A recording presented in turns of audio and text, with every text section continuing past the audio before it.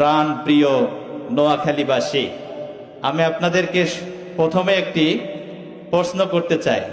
প্রথমেই আমি জানতে চাই আপনারা সকলে কেমন আছেন? সকলে বলেন, আপনারা সকলে কেমন আছেন? আমাদেরকে ভালো রেখেছেন কে? আমাদেরকে সুস্থ রাখতে পারেন কে? আমাদেরকে হেদায়েত দিতে পারেন কে? আমাদেরকে আবার মাঝে মাঝে অসুস্থ বানিয়ে পরীক্ষাও নিতে পারেন কে? প্রিয় ভাইরা, আসলে ভালো থাকার যোগ্যতা আমাদের কারো, আবার আকাশ সম, পাহাড় সম, সাগর ফেনা পরিমাণ গুনাহ যদি থাকে, আমাদেরকে ক্ষমা করিয়ে জান্নাতি বানিয়ে দিতে পারেন কে? প্রিয় ভাইরা, আজকে আমি আলোচনা করব যে যেহেতু আমরা সবাই গুনাহগার, এখানে কেউ বলতে পারবেন যে আমার জীবনে কোনো গুনাহ নেই? কেউ হাত উঠাতে পারবেন? কেউ বলতে পারবেন আমি নিষ্পাপ? প্রিয় ভাইরা, কেউ বলতে পারবো না, কারণ গুনাহ করবে এটাই স্বাভাবিক, কারণ আমাদের সাথে আছে কে? ইবলিস, ঠিক কিনা বলেন? আচ্ছা, আমরা যে গুনাহ করব সেটা কি আল্লাহ আগে থেকে জানতেন না? জানেন, এই জন্য আল্লাহ তাওবার ব্যবস্থা করেছেন, ঠিক কিনা বলেন? তাহলে তাওবা করতে হবে। আমরা তো এমনিও জ্ঞান জ্ঞান করে আল্লাহর কাছে ডাকি, আল্লাহ আমার মাফ করো, আল্লাহ আমি ভুল করছি। এটা কি তাওবার সিস্টেম? না। তাওবার সিস্টেম পদ্ধতি বিষ্ণু ইসলাম আমাদেরকে শিখিয়েছেন, সাহাবা ইকরামদের জীবনী থেকেও আমরা দেখতে পাই কিভাবে তাওবা করতে হয়। প্রিয় ভাই, রব্বুল আলামিন বলেন, ইয়া আইয়ুহাল্লাযীনা আমানু তুবু ইলাল্লাহি তাওবাতান নাসুহা। সুবহানাল্লাহ বলেন। রব্বুল আলামিন বলেন, ও আমার বিশ্বাসী বান্দারা, শোনো শোনো, আমি জানি তোমরা ইবলিসের ধোঁকায় পড়ে গুনাহ করবা, তোমরা ইবলিসের ধোঁকায় পড়ে নামাজ পড়বা না, রোজা করবা না, তাফসীর প্রোগ্রামে যাবা না। আমি জানি, সেজন্যই তোমাদের জন্য তাওবার সিস্টেম আমি আল্লাহ চালু করেছি। সুবহানাল্লাহ বলেন। রব্বুল আলামিন এবার বলেন, তোমরা তোমাদের রবের নিকট তাওবা করো, তাওবায়ে নাসুহা। নাসুহা বোঝেন? তার মানে হচ্ছে বিশুদ্ধ ও খাঁটি তাওবা। এবার আপনারা বলেন, হুজুর বিশুদ্ধ এবং খাঁটি তাওবা আবার কি? এটা আমাদেরকে বোঝান। বিশুদ্ধ এবং খাঁটি তাওবা হলো তাওবায়ে নাসুহা, একনিষ্ঠ তাওবা, একবারে খাঁটি তাওবা, মানে ফিরে আসা, আর আমি এই গুনাহ করব না, ফিরে আসবো। তাওবা শব্দের অর্থই হচ্ছে ফিরে আসা। আমার কথাগুলো বোঝা যায়? প্রিয় ভাইরা কথা বলেন, বোঝা যায়? আচ্ছা, আমরা এই যে এখানে যারা বসে আছি, সবাই বলুন তো আমাদের রব কয়জন? আমাদের রব কয়জন? তাহলে আমাদের গুনাহসমূহ মাফ করে দিতে পারেন কয়জন? একজনই। তিনি কে? আমাদের প্রভু এক নবীর উম্মত, জীবন বিধানে ওই শিবানী কোরআন। আমাদের প্রভু এক নবীর উম্মত, জীবন বিধানে ওই শিবানী কোরআন। তবে কেন এখন হে মুসলমান, এক করি আহ্বান। আল্লাহু আকবার। বাইতুল্লাহ মদিনা শরীফে, উহুদ পাহাড়ে, বদরের মাঠে, ঠিক কিনা বলেন? প্রিয় ভাইরা, বদরের মাঠ এক, বাইতুল্লাহ এক, উহুদ পাহাড় এক, আমাদের রবও এক, ঠিক কিনা বলেন? এজন্য সেই রব আমাদেরকে ডেকে বললেন, ইয়া আইয়ুহাল্লাযীনা আমানু তুবু ইলাল্লাহি তাওবাতান নাসুহা। ও আমার মুমিন বান্দারা, শোনো শোনো, তোমরা আমি রবের কাছে তাওবা করো। কি তাওবা? বিশুদ্ধ খাঁটি তাওবা। প্রিয় ভাইরা, এবার আমরা তাওবার শর্তগুলো জানবো। তাওবার শর্ত হলো 5টা। সবাই বলেন কয়টি? 5টি শর্ত মেনটেন করলে আল্লাহ আপনার তাওবা কবুল করবে। 1 নম্বরে, আপনি ভুল করার পরে আপনি স্বীকার যাবেন, আল্লাহ আমি বড় গুনাহগার। আল্লাহ দুনিয়ার জমিনে, আসমানের নিচে, জমিনের উপরে আমার চেয়ে আর বড় কোনো পাপী নাই, আমি হচ্ছে সবচেয়ে বড় পাপী। আপনি এভাবে স্বীকার যাবেন। আর 2 নম্বরে, আপনি অনুতপ্ত হবেন, অনুশোচনা করবেন যে তাওবায় অনুশোচনা নাই, এটা তাওবা হতে পারে না, ঠিক কিনা বলেন? প্রিয় ভাইরা, এবার বলেন অনুশোচনা কেমন? সারাটি জীবন তাওবার ওয়াজ শুনেছেন, কিন্তু কোন সিস্টেমে, কোন পদ্ধতিতে আমরা তাওবা করব, এই সিস্টেম আমাদেরকে কোরআন এবং সুন্নাহ জানিয়েছেন কিনা? নাকি আমরা বিজ্ঞান থেকে জেনেছি? অনেকগুলো কোশ্চেন কিন্তু বিজ্ঞান থেকেও জানা যায়, ঠিক কিনা বলেন? মানুষের উৎপত্তি কোথায়? বিজ্ঞান থেকে। এটা জানিয়েছে ডারউইনের মতবাদ। বিজ্ঞান থেকে যারা উত্তর নিতে চায় পরিশেষে নাস্তিক হয়ে যায়। কিন্তু আপনি যদি বিজ্ঞানকে জিজ্ঞাসা করেন কিভাবে তাওবা করব, বিজ্ঞান এখানে অচল, ঠিক কিনা বলেন? বিজ্ঞান আপনাকে সলিউশন দিতে পারবে না, বিজ্ঞান আপনাকে সমাধান দিতে পারবে না, বিজ্ঞান আপনাকে মুক্তির পথ দেখাতে পারবে না, ঠিক কিনা বলেন? আপনাদেরকে মুক্তির পথ দেখাতে পারে একটাই, সেটা হচ্ছে হলি কোরআন, ঠিক কিনা বলেন? প্রিয় ভাইয়েরা, কোরআন থেকে আমরা জানতে পারি তাওবায়ে নাসিহা করতে বলেছেন। এবার আমরা তাওবায়ে নাসুহার ব্যাখ্যা শুনবো। আমি এখন সাহাবা ইকরামদের জীবনী থেকে একটি হাদিস আপনাদেরকে শোনাবো। সবাই একটু লক্ষ্য করেন। তাহলে তাওবার দ্বিতীয় পদ্ধতি হচ্ছে কি করা? অনুতপ্ত হওয়া, অনুশোচনা করা। এটা কেমন? প্রিয় ভাইয়েরা, আলী রাদিয়াল্লাহু তাআলা আনহুর বর্ণনা, তিনি বর্ণনা করেন হিজরতের পর বিশ্বনবী সাল্লাল্লাহু আলাইহি সাল্লাম আনসার সাহাবী আর হলো মুহাজির সাহাবী, এই দুই সাহাবীর মধ্যে ভ্রাতৃত্ব করে দিলেন। আনসার সাহাবীর নাম হলো হযরত সালাবা আনসারী, খুব মনোযোগ দেন। আনসার সাহাবীর নাম হলো সালাবা আনসারী, আর মুহাজির সাহাবীর নাম হলো সাঈদ ইবনে আব্দুর রহমান। এই দুই সাহাবীর মাঝে আল্লাহর হাবিব সাল্লাল্লাহু আলাইহি ওয়াসাল্লাম ভ্রাতৃত্ববোধ করে দিলেন, ভ্রাতৃত্বের বন্ধন করে দিলেন। এবার তাবুক যুদ্ধের সময় হলো। কোন যুদ্ধ বলেন? তাবুক যুদ্ধ। মদিনা থেকে অনেক দূরে তাবুক ময়দান। তাবুক যুদ্ধে আল্লাহর হাবিব সাল্লাল্লাহু আলাইহি ওয়াসাল্লাম যাবেন কয় হাজার সাহাবী নিয়ে, সবাই জানেন নাকি? 30,000। বলেন কয় হাজার সাহাবী? 30,000 সাহাবী নিয়ে বিশ্বনবী সাল্লাল্লাহু আলাইহি ওয়াসাল্লাম এবার তাবুকের ময়দানে যাবে। এর আগে চিন্তা করলেন পরিবারের মধ্যে একজনকে দায়িত্ব দেয়া দরকার। সালাবা আনসারীকে বললেন, সালাবা আনসারীকে বললেন, ও সালাবা, তুমি এই বাড়িতে পরিবারের দায়িত্বে থাকো। খাবার লাগলে খাবারের ব্যবস্থা করবা, চাউল লাগলে চাউলের ব্যবস্থা করবা, আনুষঙ্গিক ফ্যামিলির জন্য যা লাগে তুমি এই ফ্যামিলির জন্য সিকিউরিটি গার্ড থেকে যাও। এবার সাঈদ ইবনে আব্দুর রহমান আল্লাহর হাবিবের সাথে তাবুকের ময়দানে চলে গেলেন। সাঈদ ইবনে আব্দুর রহমানের স্ত্রী অনেক সুন্দরী ছিলেন, ওনাকে বাড়িতে রেখে গেলেন। কার আমানতে? কথা বুঝতেছেন? হযরতে সালাবা আনসারীর আমানতে রেখে গেলেন। রেখে যাওয়ার পরে কয়েকদিন উনি এভাবে পরিবার চালাতে লাগলেন। প্রিয় ভাইরা, ইবলিস আমাদের সাথে আসরা নাই। কথা বলেন, ইবলিস আমাদের সাথে আছে। ইবলিস কথা দিয়েছে ডান দিক থেকে ধোকা দেবে, বাম দিক থেকে ধোকা দেবে, পেছন দিক থেকে ধোকা দেবে, সামনের দিক থেকে ধোকা দেবে, চারদিক থেকে পাকড়াও করে আমাকে জাহান্নামী বানিয়ে ছাড়বে। কথা দিয়েছে কে? ইবলিস কথা দিয়েছে। এবারে ইবলিস ধোকা দিলাম, সালাবা আনসারীকে যদি আমি সুন্দরী নারীর ফিতনায় ফেলাতে পারি তাকে জাহান্নামী বানানো সহজ। প্রিয় ভাইরা, নারীর ফিতনায় পড়লে আপনি জাহান্নাম ছাড়া কোনো উপায় নেই, ঠিক কিনা বলেন? প্রিয় ভাইরা, চরিত্র আর সুন্দর থাকবে না, আপনার ক্যারেক্টার আর সুন্দর থাকবে না, অবশ্যই আপনার ক্যারেক্টার নষ্ট হয়ে যাবে। ইবলিস একদিন ধোকা দিল, ও সালাবা আনসারী, তোমার দিনী ভাই সাঈদ ইবনে আব্দুর রহমানের স্ত্রী অনেক সুন্দর, সুস্ত্রী, লাবণ্যময়ী, সুন্দর, দেখলে পাগল হয়ে যাবা। একটু দেখো কত সুন্দর নারী, কেউ নাই। সাহাবিত যুদ্ধের ময়দানে সুযোগটা কাজে লাগাও। তুমি চাইলে তার সাথে দৈহিক মেলামেশাও করতে পারো। দেখছেন ইবলিস কি করলো? ধোকা দিল।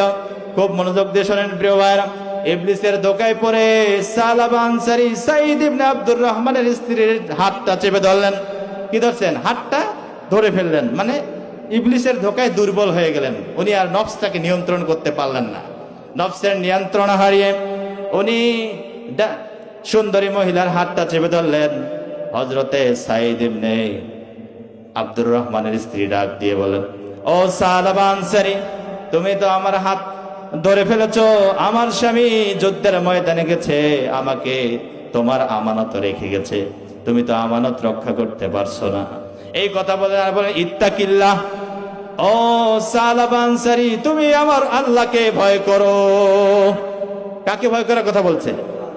র‍্যাবকে ভয় করার কথা বলছে নাকি কোন দেশের রাষ্ট্রপ্রধানকে ভয় করার কথা বলছে নাকি? ইত্তাকিল্লাহ, আল্লাহকে ভয় করতে বলা হয়েছে। প্রিয় ভাইরা, এই কথা বলার পরে সাহাবা ইকরাম কিরকম ভয় পেতেন দেখেন। সালাবা আনসারীর অন্তরে আল্লাহ ভীতির এত বেশি ঢেউ সৃষ্টি হয়ে গেল, তিনি মাথাটা নত করে, দৃষ্টি নত করে ঘর থেকে বেরিয়ে গেলেন। বেরিয়ে গিয়ে বলতে লাগলেন, ও আমার রব, ও আমার আল্লাহ, তুমি আমার এমন রব, আমি বারবার গুনাহ করার পরও তুমি আমাদের গুনাহগুলো মাফ করে দাও। তুমি আমাদের এমন রব যে বান্দা যদি বারবার গুনাহ করে বারবার তুমি ক্ষমা করে দাও, আর আমি তোমার এমন বান্দা বারবার গুনাহ করলেও তুমি বারবার আমাকে মাফ করে দাও। ও আমার রব, তুমি আমারে মাফ করে দাও। এভাবে বলতে বলতে সে বাড়িতে চলে গেলেন। এমন পর্যায়ে আল্লাহর হাবিব সাল্লাল্লাহু আলাইহি ওয়াসাল্লাম কোন যুদ্ধে গিয়েছিলেন সবাই বলেন?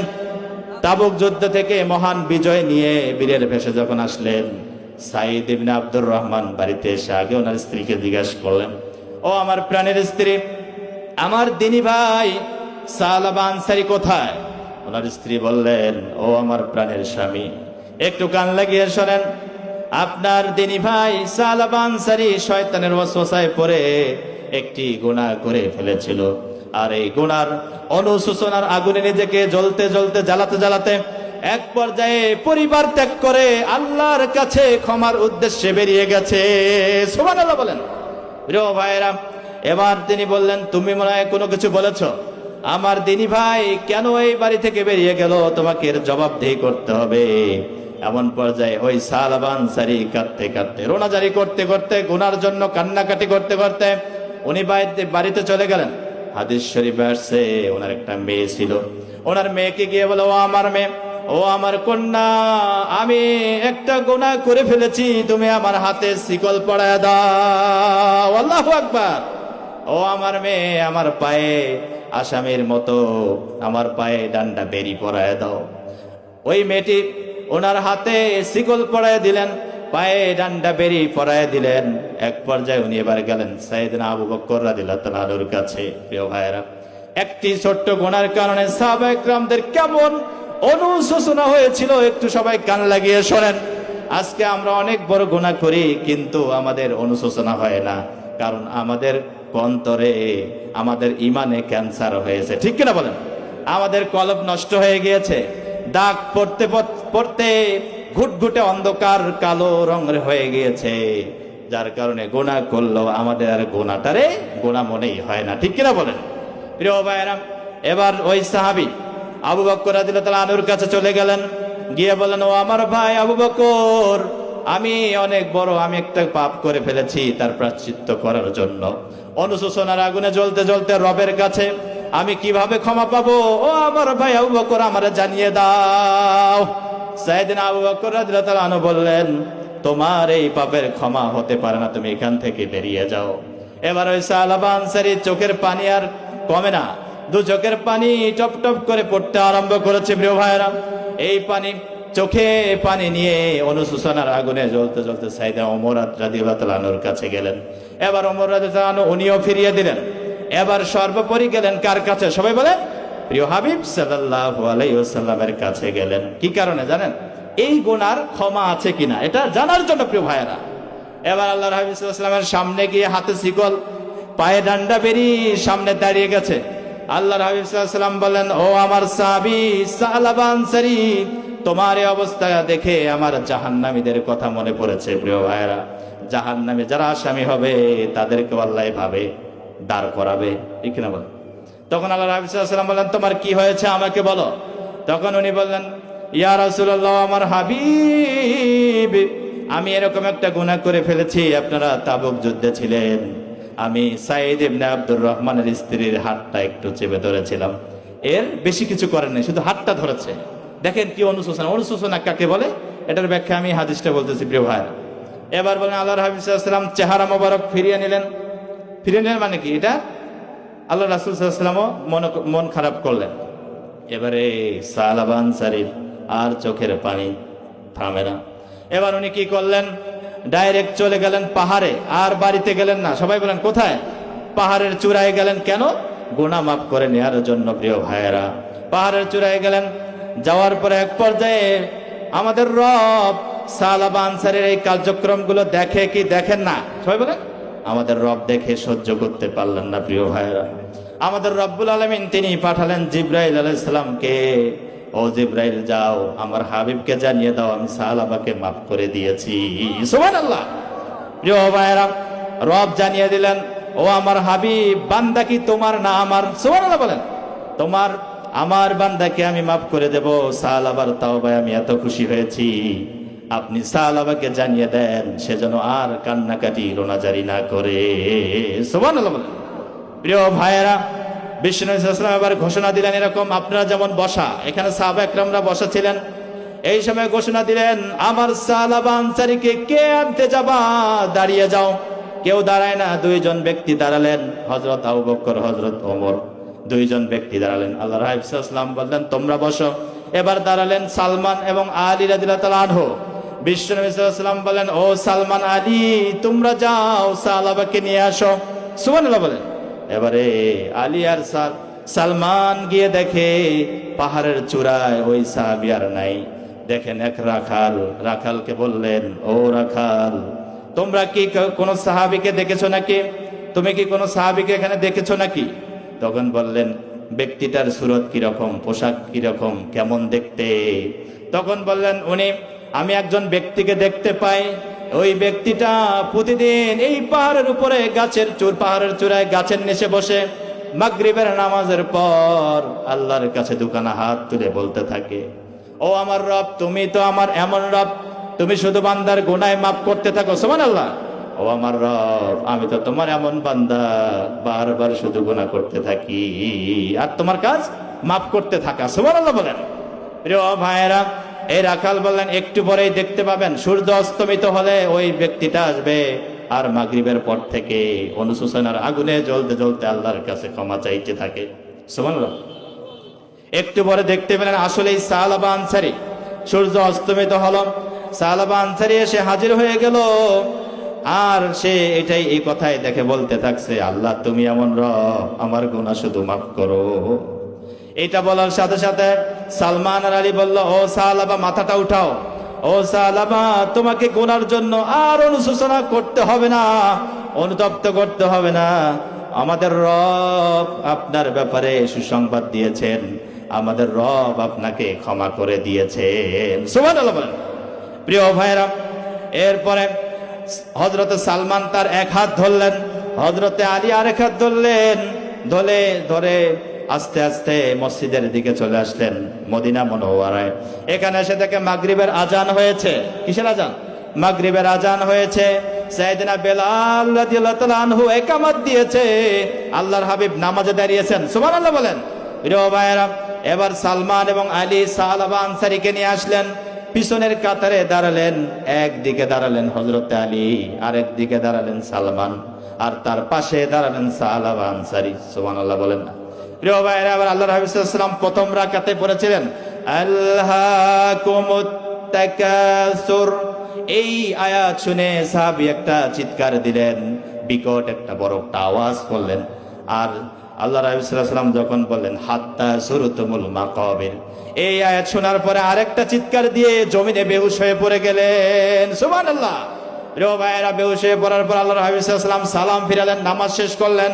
নামাজ শেষ করার পরে সাহাবা একরামরা সহ, মুসল্লি সহ সবাই ধরলেন।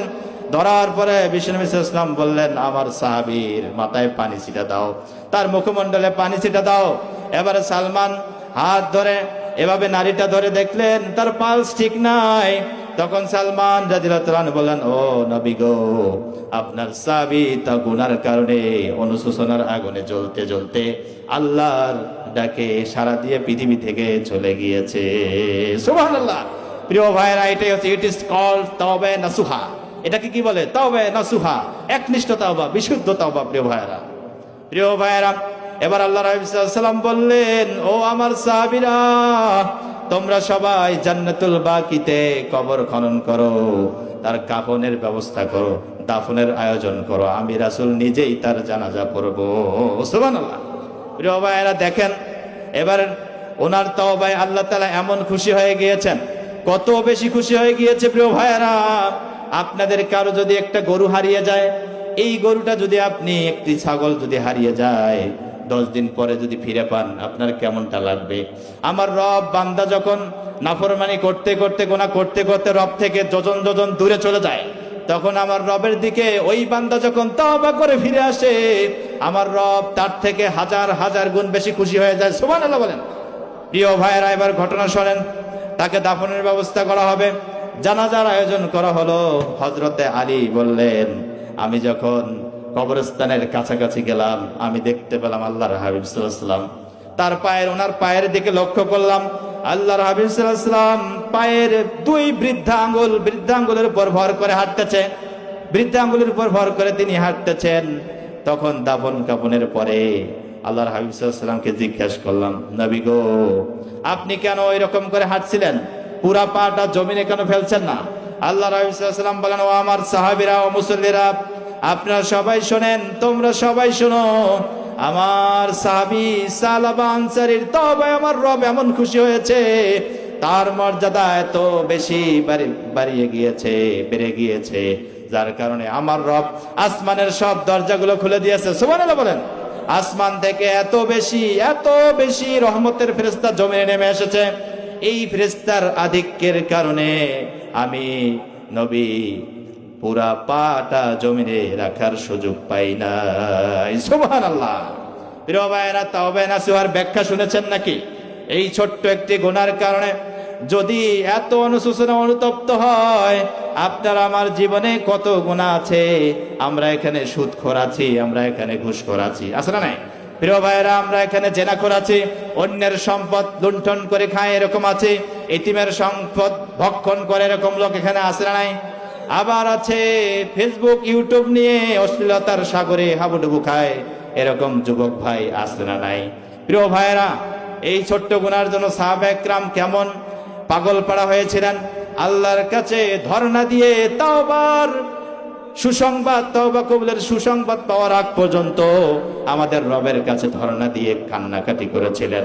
কিন্তু আমরা এত বেশি গুনাহ করি, কবিরা গুনাহ, বড় বড় গুনাহ করি, আমাদের অনুশোচনা হয় না, অনুতপ্ত হয় না। প্রিয় ভাইরা, আমি বলেছিলাম 5টি শর্ত। সবাই বলেন কয়টা শর্ত? তাওবা নাসুহার শর্ত হলো 5টা। প্রথম হলো আপনি গুনাহ স্বীকার যাবেন।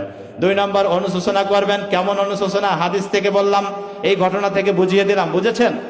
এরপরে আপনারা কি করবেন? যে গুনাহটা করেছেন সেটা থামিয়ে দিবেন। আপনি সুদের ব্যবসা করেন, সুদের টাকা লাগান, সুদের টাকাও লাগান, আবার সকালে তাওবাও করেন। সকালে তাওবা করেছেন, বিকেলে আবার সুদের টাকা দিয়েছেন, তাওবা হবে? হবে না। আপনি যে গুনাহ করেন এটা থেমে দেন, স্টপ করে দেন। এখন থেকে নিয়ত করেন আমি তাওবা করব। প্রিয় ভাইরা, তাহলে আমাদেরকে কি করতে হবে? গুনাহটাকে থামিয়ে দিতে হবে। 3 নম্বরে, যে গুনাহটা করেছি গুনাহকে ঘৃণা করতে হবে। ঠিক না বলেন? প্রিয় ভাইরা, এবারে 4 নম্বরে আমাদের কি করতে হবে? যে গুনাহ আমি করেছি রবের সাথে প্রমিস করতে হবে। কার সাথে? রবের সাথে প্রমিস করতে হবে, কমিটমেন্ট দিতে হবে রবকে, যে আল্লাহ, আমি আর জীবনে যেই পাপ করেছি এই পাপ আর জীবনে করব না। এই শর্ত মেনটেন করে যদি আপনি তাওবা করতে পারেন, আপনার জীবনের সব গুনাহ মাফ করে দিবে কে? রব্বুল আলামিন বলেন, ইল্লা মান তাবা ওয়া আমানা ওয়া আমিলা আমালান সালিহান ফাউলাইকা ইউবাদদিলুল্লাহু সাইয়্যাতিহিম হাসানাত। সুবহানাল্লাহ। ওয়া কানাল্লাহু গফুরুর রহিমা। সুবহানাল্লাহ। এখানে রব্বুল আলামিন বলেন, নিশ্চয়ই যারা কি করে? তাওবা করে। কিরকম তাওবা? ওই যে তাওবা নাসুহা। এবং তাওবার পরে যারা ঈমান আনয়ন করলো, মৃত্যুর আগ পর্যন্ত আমলে সালেহ করলো, নেক আমল করলো, আর এই কাজগুলো যারা করে, রব্বুল আলামিন কি করে সবাই শোনেন। আমার রব তার গুনাহগুলোকে, বদ আমলগুলোকে উল্টাইয়া চেঞ্জ করে নেক আমলে পরিণত করে দেয়। সুবহানাল্লাহ বলেন।